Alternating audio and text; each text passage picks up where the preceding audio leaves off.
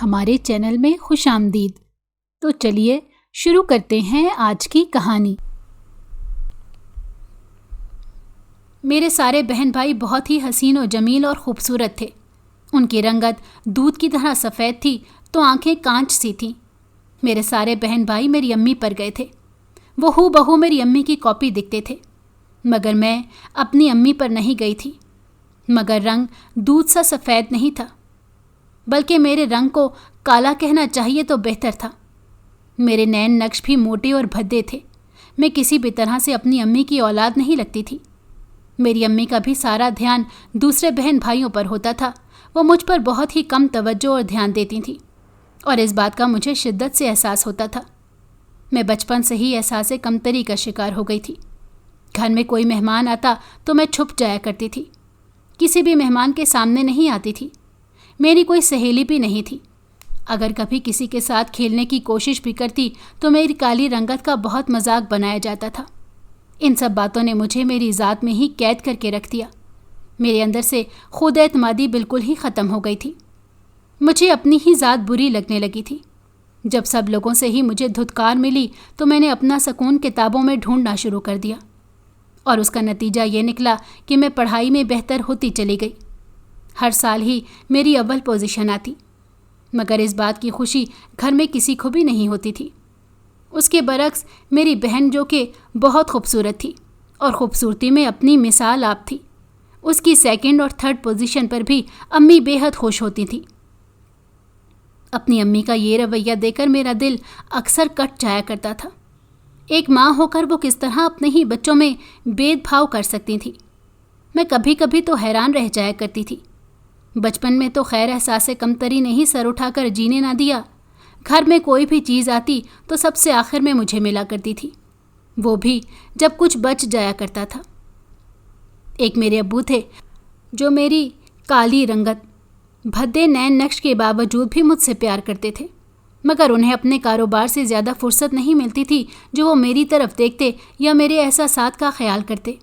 وہ بس اپنی زندگی کمانے میں گزار رہے تھے تاکہ ہمیں زندگی کی تمام سہولیات مہیا کر سکیں۔ اس وجہ سے بھی وہ مجھ پر زیادہ توجہ نہیں دے پاتے تھے، مگر وہ مجھے نظر انداز بھی نہیں کرتے تھے۔ یہی وجہ تھی کہ میں اپنی امی کے برعکس اپنے ابو سے بہت زیادہ پیار کرنے لگی تھی اور ان کے قریب ہو گئی تھی۔ اکثر جب وہ گھر ہوتے تو ان کے سارے کام اپنے ہاتھ سے کرنے کی کوشش کیا کرتی۔ ان کی ایک آواز پر ان کے پاس دوڑی جاتی تھی۔ بچپن تو خیر جیسے تیسے احساس کمتری کے لبادے میں لپٹے گزر گیا۔ اب میں نے جوانی کی دہلیز پر قدم رکھ دیا تھا۔ لڑکیاں تو دیکھتے ہی دیکھتے بانس کی طرح لمبی ہو جاتی ہیں، اور کب ان کی شادی کی عمر ہو جاتی ہے کچھ پتہ بھی نہیں چلتا ہے۔ میری دونوں بہنیں مجھ سے چھوٹی تھیں اور بے انتہا حسین تھیں۔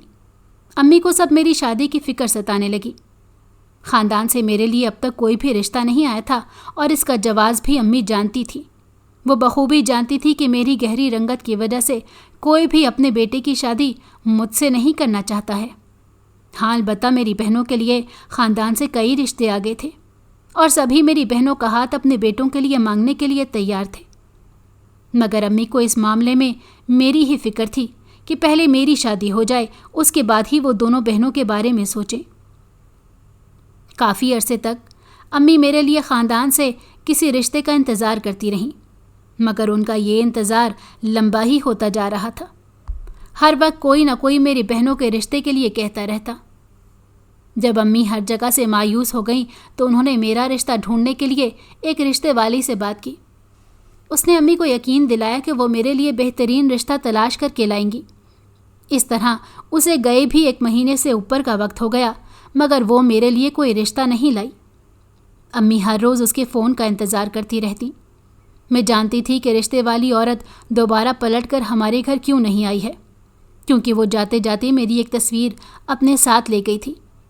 اب وہ جیسے بھی میری تصویر دکھاتی ہوگی، وہ لوگ فوراً ہی مجھے دیکھتے ہی انکار کر دیتے ہوں گے۔ میں اپنے معاملے میں سفاکیت کی حد تک حقیقت پسند تھی۔ مجھے کوئی خوش فہمی نہیں تھی کہ کبھی کوئی مجھے پسند کرے گا۔ ہر ماں کی خواہش ہوتی ہے کہ اس کی بہو چاند کا ٹکڑا ہو، مگر یہاں تو چاند کو گرہن لگا ہوا تھا، تو کوئی بھی ماں اپنے بیٹے کے ساتھ کیوں دشمنی نبھاتی، और मुझ जैसी बदसूरत लड़की उसके पल्ले बांधती। कुछ दिन बाद उसे रिश्ते करवाने वाली औरत ने अम्मी को फ़ोन किया कि एक फैमिली है, वो लोग मुझे देखने शाम में आ रहे हैं। ये सुनकर मुझे अपने कानों पर यकीन नहीं आया। मुझे उस वक्त समझ नहीं आया कि कोई मुझे देखकर भी कैसे पसंद कर सकता है। खैर, अम्मी ने जैसे ही ये खबर सुनी, अम्मी ने फ़ौरन उन लोगों के आने का एहतमाम करना शुरू कर दिया और मुझे भी अच्छे से तैयार होने की ताकीद की। शाम होते ही उन लोगों की घर पर आमद हो गई। जब मैं चाय की ट्रे लेकर धड़कते दिल के साथ उनके सामने गई तो उन औरतों ने इंतहाई अजीब नज़रों से मेरी तरफ देखा और उसके बाद उस रिश्ते करवाने वाली औरत की तरफ देखा था। मैं फ़ौरन समझ गई थी कि रिश्ते करवाने वाली औरत उन लड़के वालों को मेरी तस्वीर दिखाए बगैर लेकर आई है। पहले जो औरतें बहुत हंस हंस की बातें कर रही थीं, अब उनकी हंसी को एकदम ही ब्रेक लग चुके थे। उनका मुंह सा बन गया और ये बात मेरी अम्मी ने भी बखूबी नोट की थी। माहौल में एकदम ही तनाव सा छा गया था। मुझसे वहाँ बैठना मुहाल होने लगा। मैं उन औरतों की चुभती हुई नज़रों का सामना नहीं कर पा रही थी। कुछ देर बाद वो औरतें हमारे घर से चली गईं। अम्मी को अंदाज़ा हो गया था कि उनका जवाब इनकार में ही होगा। जब भी उन्होंने उस रिश्ते से ज़्यादा उम्मीद नहीं बांधी। चंद दिन बाद वही हुआ जिस बात का डर था। उन लोगों ने इनकार कर दिया था। इसी तरह मेरे लिए रिश्ता करवाने वाली औरत कई रिश्ते लेकर आई, मगर मुझे देखते ही सबके चेहरों के तासुरात यकदम ही बदल जाया करते थे और उन लोगों के मुंह पर साफ इनकार लिखा नज़र आता था। कभी कोई लड़के वाले मेरी छोटी बहनों को पसंद कर जाते और उनसे ही रिश्ता करने की ज़िद करते। कभी कोई मेरी काली रंगत को देखकर साफ मेरे मुंह पर इनकार करके चला जाया करता था।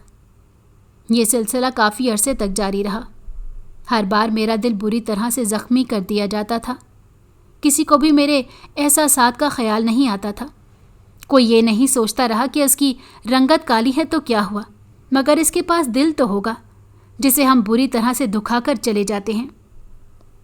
मुझे अपना वजूद बहुत ही कमतर महसूस होने लगा।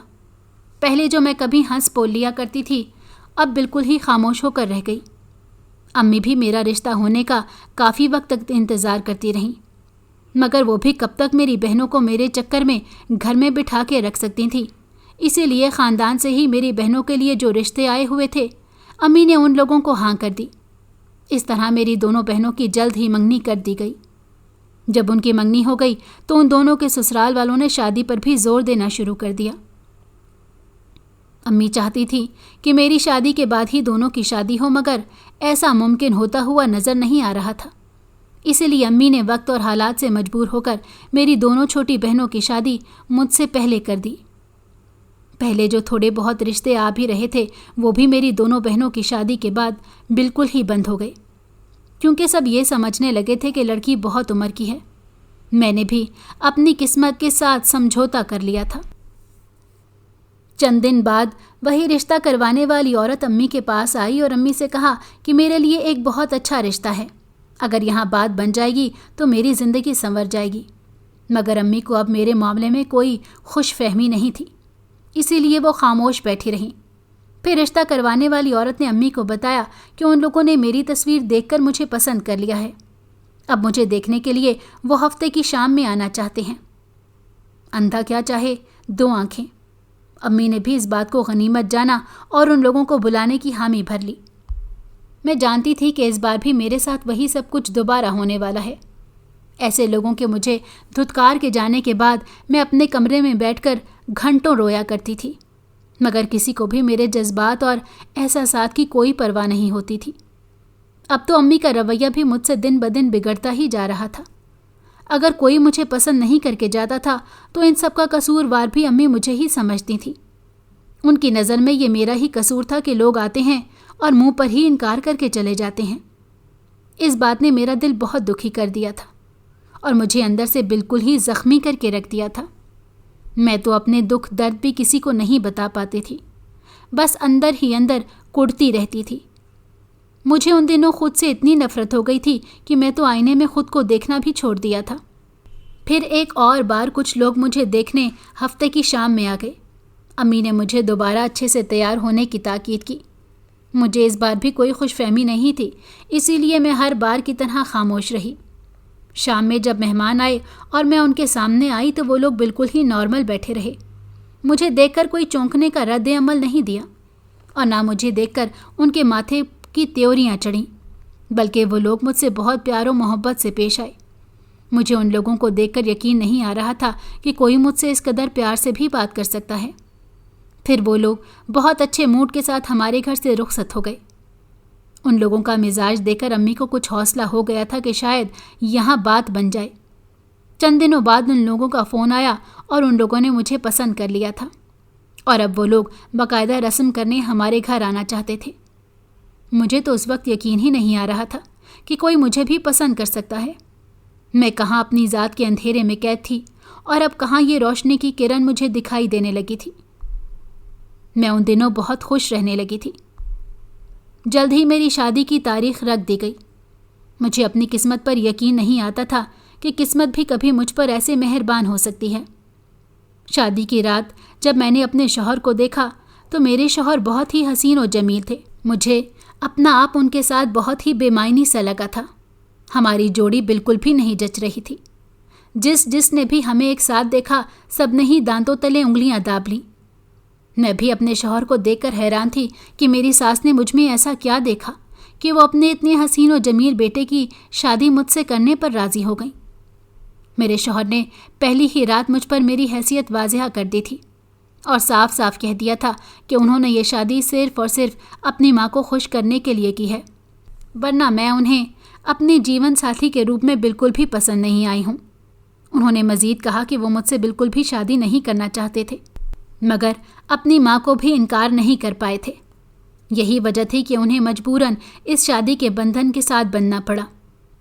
پہلی ہی رات اپنے شوہر کے منہ سے اس قدر شفاف حقیقت سن کر میرے پیروں تلے زمین نکل گئی تھی۔ مجھے تو لگنے لگا تھا کہ شاید اب میری زندگی کے اندھیرے اجالوں میں بدل جائیں گے، مگر میں نہیں جانتی تھی کہ ابھی تو میری زندگی کے امتحانات شروع ہوئے ہیں۔ یہ کب اور کس موڑ پر ختم ہوں گے اس کا مجھے بالکل بھی اندازہ نہیں تھا۔ شادی کی پہلی رات میری روتے سسکتے گزر گئی، مگر میرا جیون ساتھی مجھ سے اس قدر انجان رہا کہ اسے میرے آنسوؤں کی بھی کوئی پرواہ نہیں تھی۔ اسے تو بس اپنی ماں کو خوش کرنے کے لیے مجھ جیسی بدصورت اور معمولی شکل و صورت کی لڑکی سے شادی کی تھی، ورنہ اسے مجھ سے کوئی لگاؤ نہیں تھا۔ میرے شوہر نے پہلی ہی رات اپنی ماں کی اہمیت بھی مجھ پر واضح کر دی تھی کہ میں کبھی بھی ان کی ماں کے سامنے سر اٹھا کر بات نہ کروں۔ میری جگہ میرے شوہر کی زندگی میں بس جب تک ہی تھی جب تک کہ ان کی ماں مجھ سے خوش اور راضی رہتی، ورنہ میرے لیے ان کی زندگی میں کوئی جگہ نہیں تھی۔ یہ سب باتیں کر کے وہ مجھ سے منہ پھیر کر سو گئے اور وہ پوری رات میری آنکھوں میں کٹی تھی۔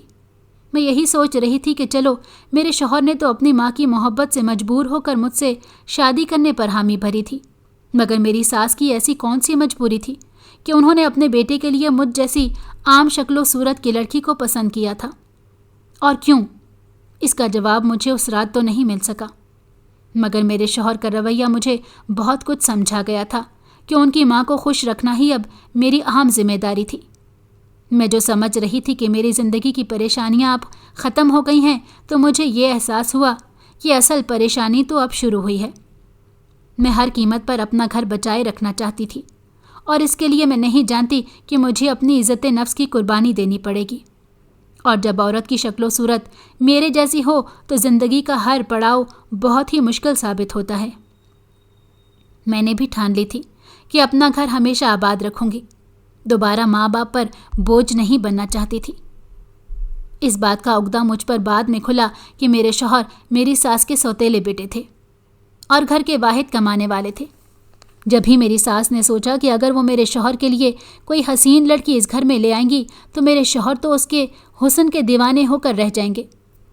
جب ہی میری ساس نے یہ چال چلی کہ انہوں نے اپنے سوتیلے بیٹے کی شادی مجھ جیسی بدصورت لڑکی سے کروا دی تاکہ ان کا بیٹا کبھی بھی میری جانب مائل نہ ہو سکے اور ان کی مٹھی میں رہے، جیسے جیسے وہ کہیں ان کا بیٹا کرتا رہے۔ اور سچ یہی تھا کہ میرے شوہر اپنی ماں کے بے حد فرما بردار تھے۔ آج تک انہوں نے اپنی ماں کی کسی بات سے انکار نہیں کیا تھا، اور اس بات کا جیتا جاگتا ثبوت یہ تھا کہ انہوں نے مجھ سے اپنی ماں کے کہنے پر شادی کر لی تھی۔ میرے شوہر کی سگی ماں ان کے بچپن میں ہی فوت ہو گئی تھی۔ اس کے بعد میرے سسر نے میری موجودہ ساس سے دوسری شادی کر لی۔ جب وہ بیاہ کر گھر آئیں تو انہیں شوہر کے ساتھ ایک عدد بیٹا بھی ملا تھا۔ میری ساس کے دل میں اپنے اس سوتیلے بیٹے کے لیے کوئی جگہ نہ تھی، مگر اپنے شوہر کو خوش کرنے کے لیے وہ اپنے سوتیلے بیٹے سے پیار و محبت سے پیش آنے لگیں، اور کچھ ان کی شادی کے فوراً بعد ساس سے 2 بیٹیاں پیدا ہو گئیں، تو کچھ اس وجہ سے بھی وہ اپنے سوتیلے بیٹے سے دکھاوے کا ہی صحیح مگر پیار کرنے پر مجبور تھیں، کیونکہ وہ جانتی تھیں کہ ان کے بڑھاپے کا سہارا ان کا یہی بیٹا بنے گا۔ اسی لیے انہوں نے اس وقت دور کی سوچی اور اپنے سوتیلے بیٹے کو اپنے دکھاوے کی محبت دے دی۔ میرے شوہر بھی بچپن سے ماں کے پیار کو ترسے ہوئے تھے۔ جب ان کی سوتیلی ماں نے ان سے 2 بول محبت کے بولے تو وہ پور پور ان کی محبت میں ڈوبتے چلے گئے۔ اب ان کو اس دنیا میں اپنی ماں کے سوا اور کوئی بھی دکھائی نہیں دیتا تھا۔ میرے شوہر نے اپنی سوتیلی ماں کو اپنی سگی ماں سے بھی زیادہ کا درجہ دے رکھا تھا۔ وہ جو بھی کہتی وہ اس پر آنکھیں بند کر کے یقین رکھتے تھے۔ ابھی شادی کو چند دن ہی گزرے تھے کہ میرا شوہر مجھے کالی ہونے کے تانے دینے لگا تھا۔ اسے میں ایک آنکھ نہیں بھاتی تھی۔ وہ ہمیشہ میری کالی رنگت اور شکل و صورت کو مذاق کا نشانہ بنایا کرتا تھا۔ اس کی یہ ساری باتیں سن کر میرا دل کٹ کر رہ جایا کرتا تھا اور مجھے بے حد دکھ ہوتا، مگر میں اسے کچھ کہہ نہیں سکتی تھی۔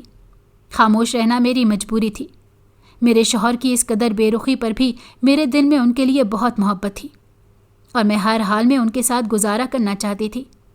اب میری ساس بھی میرے سامنے اپنے بیٹے کو میرے خلاف بھڑکانا شروع ہو گئیں کہ مجھ سے کبھی بیٹی نہ پیدا کرے، ورنہ اس کا کبھی رشتہ نہیں ہوگا۔ یہ بات سن کر میرے دل پر چھریاں چل جاتی اور میں بے اختیار دعا کرتی کہ مجھے بیٹی پیدا نہ ہو، اور اگر ہو بھی جائے تو اس کی قسمت میری جیسی نہ ہو۔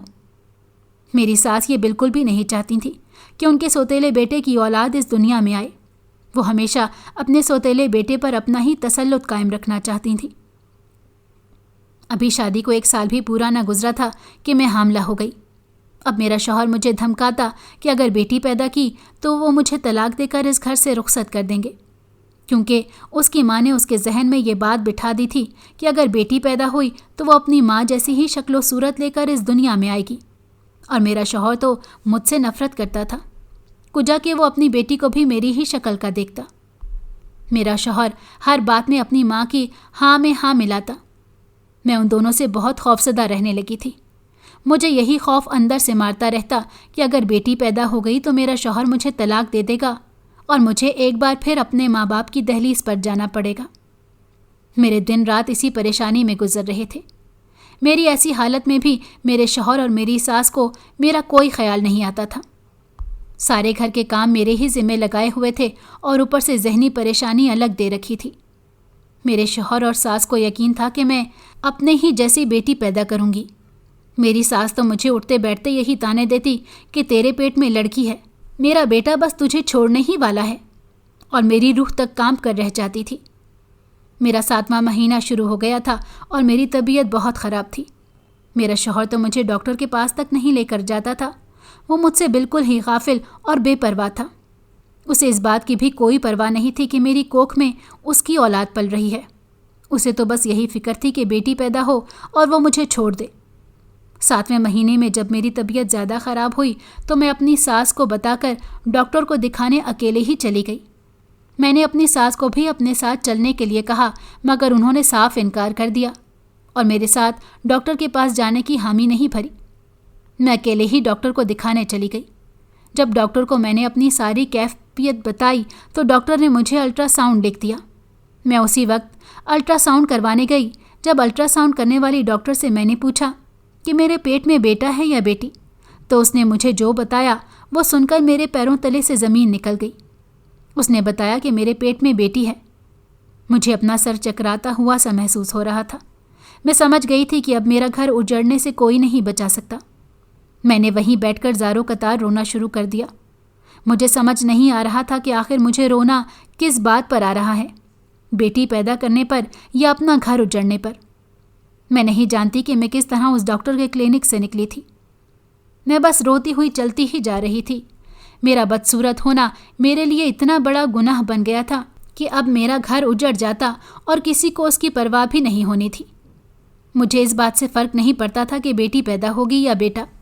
میرے لیے تو میری اولاد دنیا کی سب سے زیادہ قیمتی شے تھی۔ मगर इस बात से मेरी सास और मेरे शौहर दोनों को फ़र्क पड़ता था। और अगर मेरी बेटी भी मेरे जैसी शक्लो सूरत की पैदा हो गई तो एक पल को तो ये बात सोच कर ही मेरा दिल लरस कर रह गया था।